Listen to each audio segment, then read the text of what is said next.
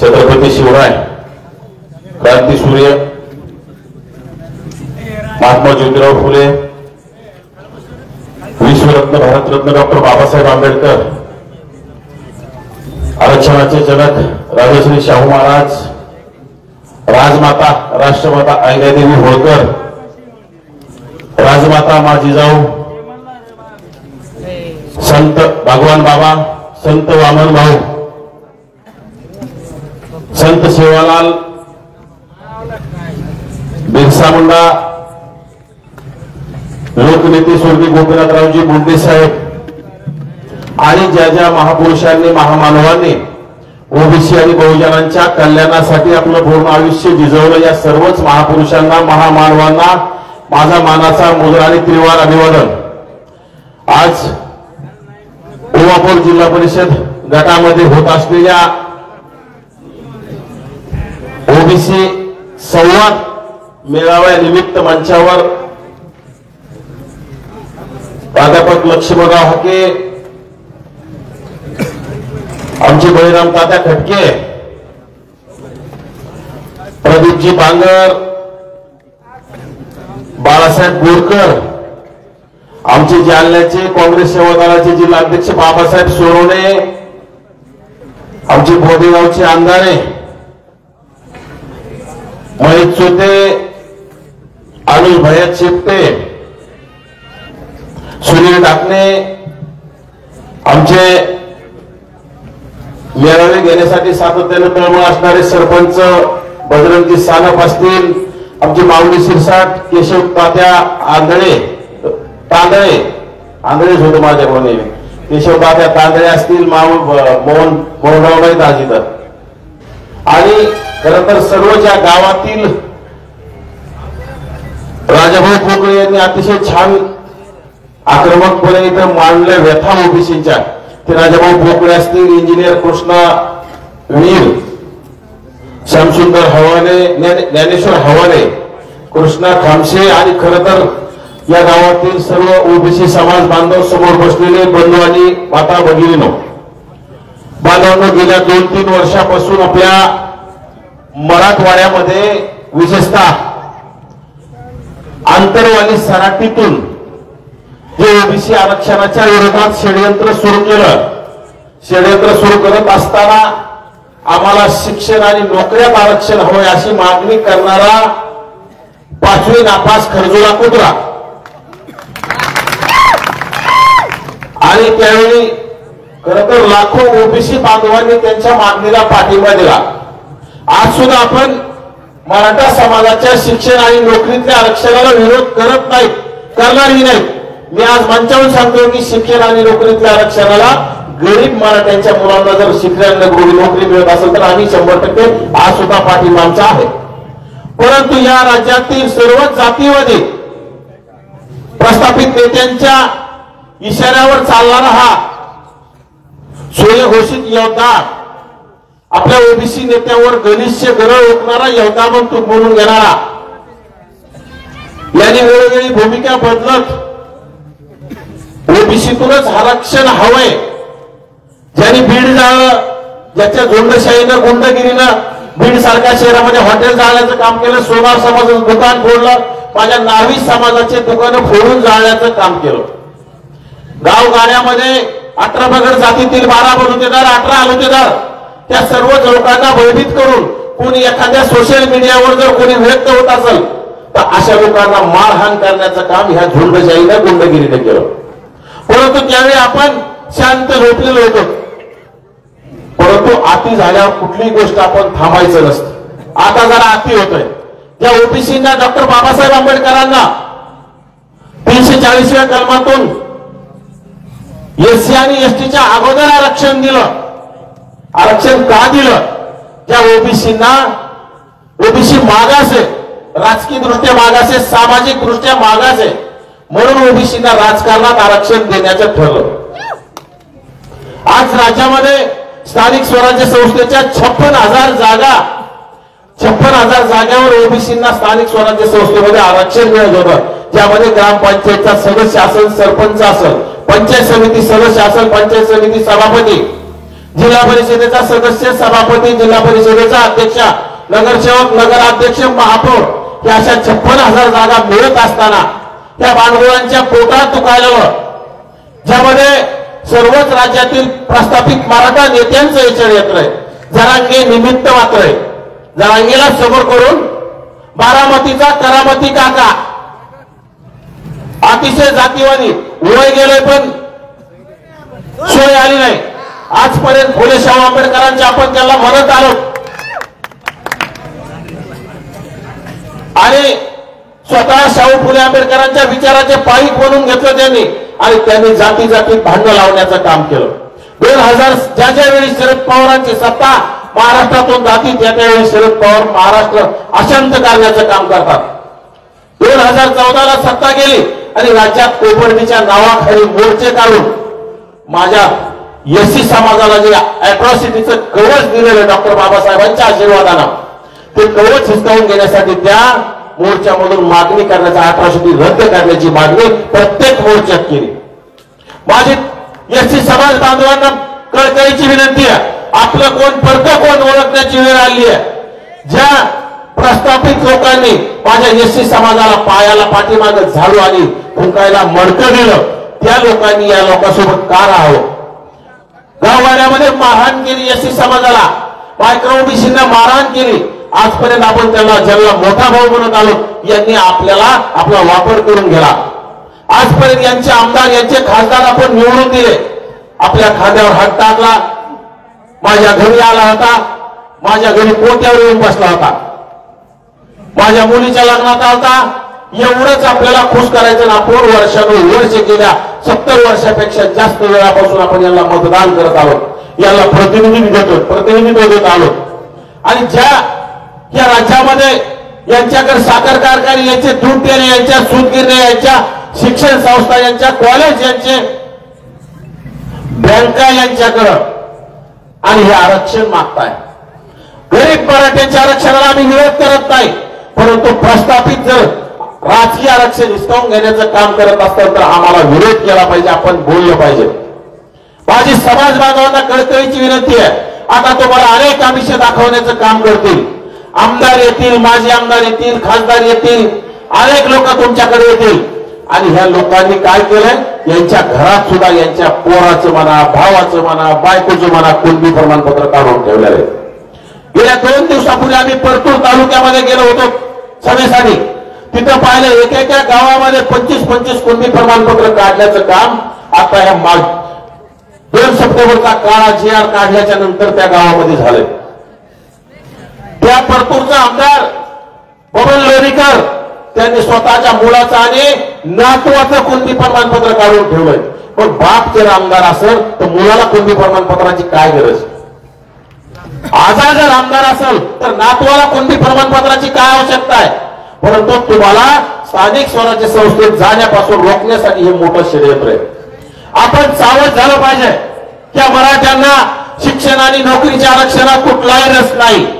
त्याला फक्त तुमचं स्थानिक स्वराज्य संस्थेचं आरक्षण हिसकावून घ्यायचंय आणि राज्य सरकार याला बळी पडलंय.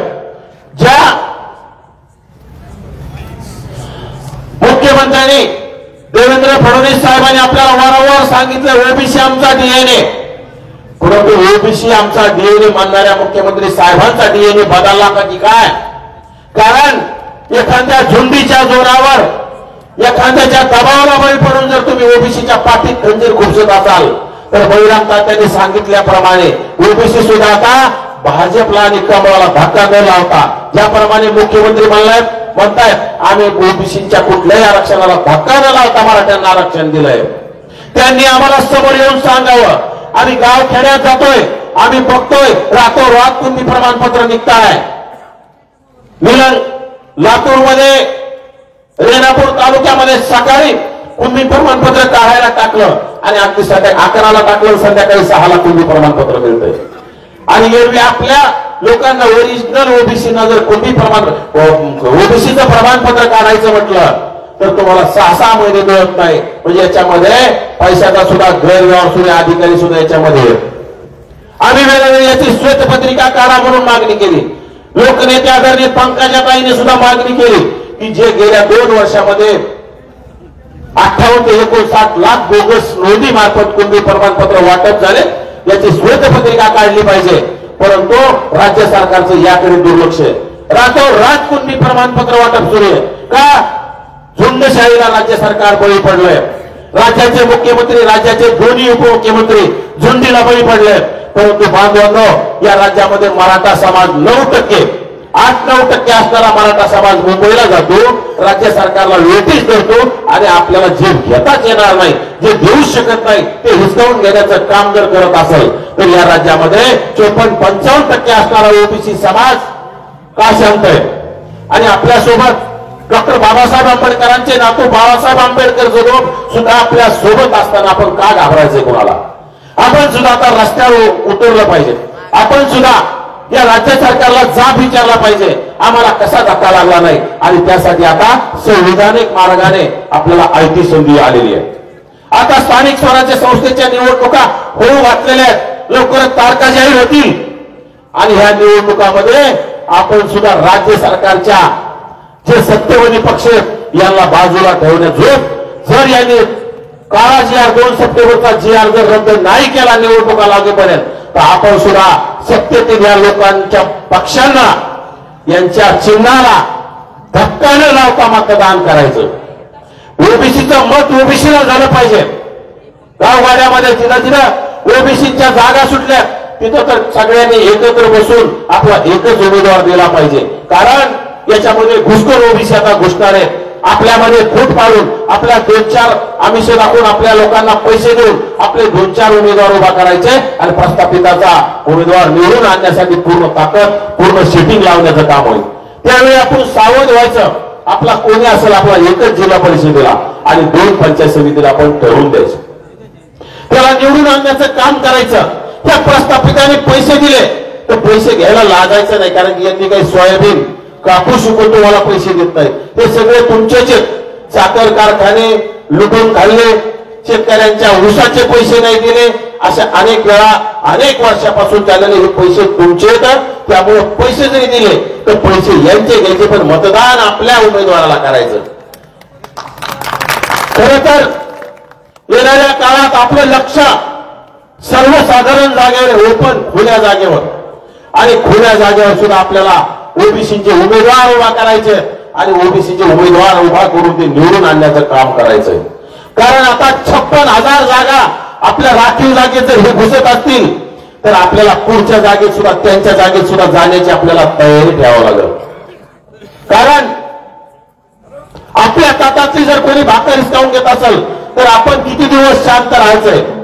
याला आमदारकी दिली, खासदारकी दिली, परंतु याला जर आपला ग्रामपंचायत सदस्य झालेला जर जमत नसेल, यांच्या पोटात दुखत असेल, तर येणाऱ्या काळात आपल्याला याला आमदार होण्यापासून सुद्धा रोखावं लागेल.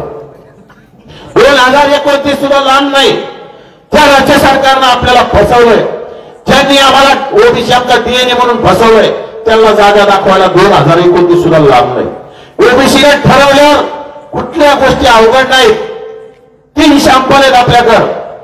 बळीराम तात्यांनी सांगितल्याप्रमाणे घनसावंगीचा राजेश टोपे गेल्या 5 वेळा आमदार घनसावंगीमधून निवडून आला होता, परंतु ओबीसीने ठरवलं त्याच्या पक्षाच्या चिन्हाला धक्काच लावायचा नाही.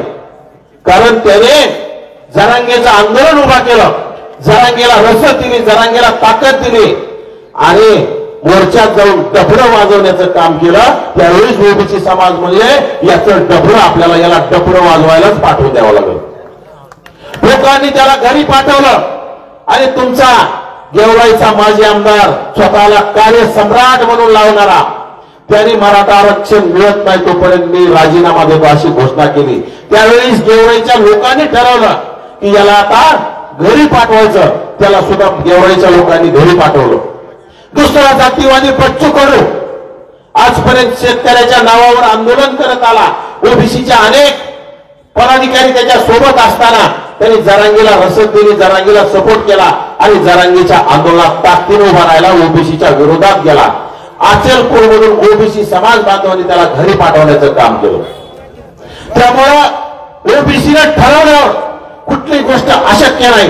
जरांगे फक्त वल्गना करण्याचं काम करतो.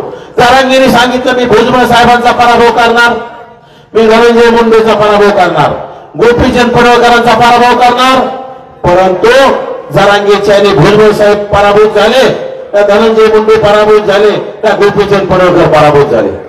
परंतु ओबीसीने काय ठरवलं ते ओबीसीने करून दाखवलं. त्यामुळे बांधवांनो, आता ही लढाई आपल्या अस्तित्वाची, आपल्या तुमच्या आमच्या उद्याच्या भविष्याची, तुमच्या आमच्या उद्याच्या पिढीची आहे. तुमचा ग्रामपंचायत सदस्य जर नाही झाला, तुमचा पंचायत समिती मेंबर जर नाही सभागृहात गेला, तुमचा जिल्हा परिषद सदस्य जर सभागृहात नसेल, तर तुमच्या मागण्या, तुमच्या अडीअडचणी सभागृहामध्ये कोण मांडणार? आणि यांना तर तेवढंच पाहिजे, यांना तुम्हाला सभागृहात येऊन द्यायचं नाही, म्हणूनच यांनी हे मोठं षडयंत्र केलेलं आहे. त्यामुळं आपलं कोण तर्क कोण हे ओळखणं गरजेचं आहे. त्यामुळे ओबीसीचं मत येणाऱ्या काळात ओबीसीला झालं पाहिजे. ओबीसीचा उमेदवार नसाल तर एससीला मतदान करायचं, एससीचा नसाल एसटीला करायचं, एसटीचा नसाल तर मुस्लिम बांधवांना करायचं. परंतु यांना मतदान आता इथून पुढे आपण करायचं नाही. कारण गेल्या 70-75 वर्षापासून आपण याला निवडून देत आलो. 29 मुख्यमंत्र्यांपैकी 23-24 मुख्यमंत्री यांचे, महाराष्ट्रातल्या मंत्रिमंडळात जास्तीत जास्त मंत्री यांचे, मलाईदार खाते यांच्याकडे. कारखाना अडचणीत आला, हजारो कोटी कारखान्याला मदत देण्याचं काम राज्य सरकार करतं. म्हणजे त्याच्यातून यांचेच फायदे. आणि हे आरक्षण मागताय कशातून? ओबीसीतून. ज्या ओबीसीने आजपर्यंत याला डोक्यावर घेतलं, खांद्यावर घेतलं, मोठा भाऊ म्हणून मान सन्मान दिला, या लोकांनी जर आपल्याला फसवायचं ठरवलं तर आपण सुद्धा आता येणाऱ्या काळात त्यांच्या सोबत काही न राहिलं तरी त्याच्या सोबत राहून त्यांना फसवण्याचं काम करायचं. आपला राग गेल्या 2 वर्षामध्ये गाव खेड्यामध्ये लोकांना मारहाण झाली. त्यामुळे आता राग आरावर होतोय. हाके सरांना अनेक वेळा हाके सरांची गाडी फोडण्याचं काम असेल, माझ्या घरापाशी येऊन गाडी जाळण्याचं काम होत असेल, बळीराम तात्याला पोकळ धमक्या देण्याचं काम करतोय. परंतु आम्ही ठरवलंय, आम्ही तुमच्यासाठी लढतोय. आमच्या गाड्या काय जाऊ द्या, आमच्या गाड्या फोडू द्या, आंदोलन सुद्धा आम्ही जोपर्यंत आहोत, आम्ही रक्ताच्या शेवटच्या थेंबापर्यंत ओबीसी साठी लढणार आहोत. परंतु ओबीसी बांधवांनी ताकदीने आमच्यासाठी राहिलं पाहिजे. आम्हाला काही नाही पाहिजे तुमच्याकडून, परंतु बदल हवाय. ज्यांनी तुमचं अस्तित्व संपलंय त्यांना आपण घराचा रस्ता दाखवायचा. ज्यांनी तुमच्या पाठीत खंजीर खुपसलाय त्यांना आपल्याला घराचा रस्ता दाखवावा लागेल. ज्या राज्य सरकारने आपल्याला फसवलंय त्या राज्य सरकारमधील जेवढे पक्ष असतील त्या पक्षाला आता बाजूला ठेवण्याची वेळ आली. आपण आजपर्यंत याला डोक्यावर घेतलं. भाजप स्वर्गीय लोकनेते गोपीनाथराव मुंडे साहेबांचा पक्ष म्हणून आपण भाजपकडे पाहत आलो. परंतु भाजप जर आपल्याला ओबीसी आमचा डीएनए म्हणतं आणि ओबीसीचं जर आरक्षण संपवत असेल तर हे अतिशय चुकीचं आहे. ओबीसीच्या कार्यकर्त्यावर खोटे गुन्हे दाखल होत आहेत, खरं बोलणाऱ्यावर गुन्हे दाखल करायचे. आणि जरांगेनी कुणाला कुणाची आय काढायची, माय काढायची, मुख्यमंत्र्याच्या आईबद्दल बोलायचं, मुख्यमंत्र्याच्या पत्नीबद्दल बोलायचं, राज्यातील वयाने ज्येष्ठ असणाऱ्या नेत्याविषयी गरज ओळखण्याचं काम करायचं. त्याच्यावर साधा कुणा गुन्हा दाखल होत नाही. जरांगे नावाच्या चपटी बहादर माकडानं बीड झालं, त्याच्यावर गुन्हा नाही.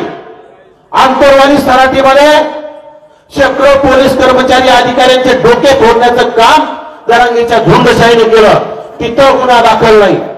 आणि आपले कार्यकर्ते कोणी बोलले की लगेच त्यांच्यावर गुन्हा दाखल. आमचे माऊली काय बोलायला लागले की तिकडे आस्तीचा जब्या, त्या जब्याने पोलीस प्रशासनावर दबाव टाकून माऊलीचा आवाज बंद करण्यासाठी प्रयत्न केला. निवडून आपल्या जीवावर यायचं, मतदान पंकजाताईच्या आशीर्वादाने घ्यायचं, धनंजय मुंडे साहेबांच्या आशीर्वादाने घ्यायचं. पण निवडून आलं की याला जात दिसली जात. निवडून आलं की लगेच पंकजाताईच्या विरोधात गरव ओळखणार का?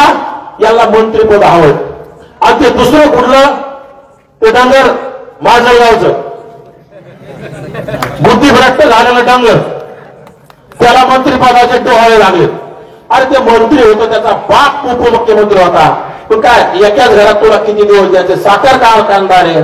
खरं तर माजलगावच्या लोकांची सुद्धा चूक झाली. अशा भामट्यांना आता निवडून दिलं नव्हतं पाहिजे, तिथं आपले माधव तात्या निर्मळ धनगर समाजाचे नेते, ओबीसीचे नेते आणि पॉवरफुल नेते त्याला आपण निवडून दिलं असतं तर हे आज ते आपल्यावर बोलले नसते, जरांगीला रसद दिली नसते, जरांगीच्या आंदोलनात गेले नसते आणि त्या डंगराचं घर जाळलं. तिथं कोणी भेटायला आलं?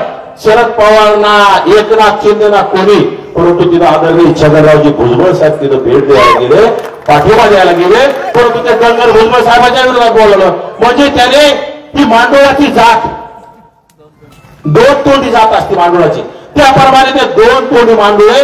त्याच्यामुळं अशा लोकांपासून आपण सावध राहा. तुमच्या जिल्हा परिषद गटामध्ये, पंचायत समिती गणामध्ये असे लोक अनेक येते. आपण एकच आहोत, आपण एका ताटात खाल्लंय, तुझी माझी खूप दिवसाची मैत्री होती, तुला मी अडचणीत मदत केली होती, तुझ्या मुलीच्या लग्नात मी आलो होतो, तुझ्या मुलाच्या मुलाला आपण शिक्षणासाठी मी मदत केली होती, त्यांनी काही उपकार केले नाहीत.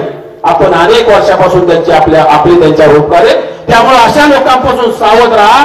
यांना सांगायचं तुम्ही आमची मैत्री आपल्या जिल्हा परिषद पंचायत समितीच्या नंतर आपली मैत्री पुन्हा पक्की, परंतु तोपर्यंत धन्यवाद, रामराम म्हणायचं. माझ्या घराला पुन्हा येऊ नका, मी तुमच्या घराला येत नाही. तोपर्यंत आपलं कोण परतो कोण ओळखा. येणाऱ्या काळात आपल्या भागातील जे कोणी एक उमेदवार जिल्हा परिषदेला ठेवा, 2 पंचायत समितीला तुमच्या पद्धतीने बैठका लावून ठरवा, नाही तर आपल्यातले आपल्याकडे 4-4, 5-5, 6-6. कारण की यांनी पैसे देऊन लोक फोडण्याची यांच्याकडे यंत्रणा आहे, यांच्याकडे पैसे देऊन आमिष दाखवण्याची यंत्रणा आहे. परंतु या आमिषाला बळी पडलेले लोक तुमच्या नजरेत आले की यांना आपण आपले जरी असले, तुमच्या लक्षात आले, तुम्ही एक ठरवलाय आणि दुसरे 2-4 आपले बी उभा राहिले तर आपले आधी हाणायचे, सोडायचे नाही. आपले कोणाची जर रसद घेऊन उभा राहत असतील, आपले कोणाचं जर ऐकून ओबीसीसाठी घात करत असेल, अशा लोकांना सुद्धा आपण जागा दाखवणं गरजेचं आहे. त्यासाठी प्रत्येक जिल्हा परिषद सर्कल, पंचायत समिती सर्कल मध्ये आपण ताकदीनं आपल्या पाहुण्या रावण्याला सांगणं, आपल्या माणसाला मतदान करा, आपलं आरक्षण वाचवा. जोपर्यंत 2 सप्टेंबरचा काळा जी रद्द होत नाही तोपर्यंत सरकारच्या विरोधात भूमिका घ्या. जोपर्यंत त्या राज्याचे मुख्यमंत्री आणि 2 उपमुख्यमंत्री, राज्य सरकार आपल्या ओबीसीच्या बाजूने बोलत नाही तोपर्यंत त्यांच्या विरोधात आपल्याला बोलावं लागल. आपण ताकदीनं लढलं पाहिजे. आपली रस्त्यावरली लढाई सुद्धा सुरू असली पाहिजे आणि न्यायालयीन लढाई तर सुरूच आहे. त्यासाठी आपण सर्वांनी ताकदीनं लढावं, एकत्र राहावं, आपलं मत आपल्या माणसाला द्यावं, अशी आपल्या सर्वांना कळकळीची विनंती करतो आणि माझं लांबलेलं भाषण थांबवतो. जय हिंद, जय ओबीसी, जय भीम. धन्यवाद आबा, खूप सविस्तर मार्गदर्शन केलं त्याबद्दल धन्यवाद. यानंतर ओबीसीचं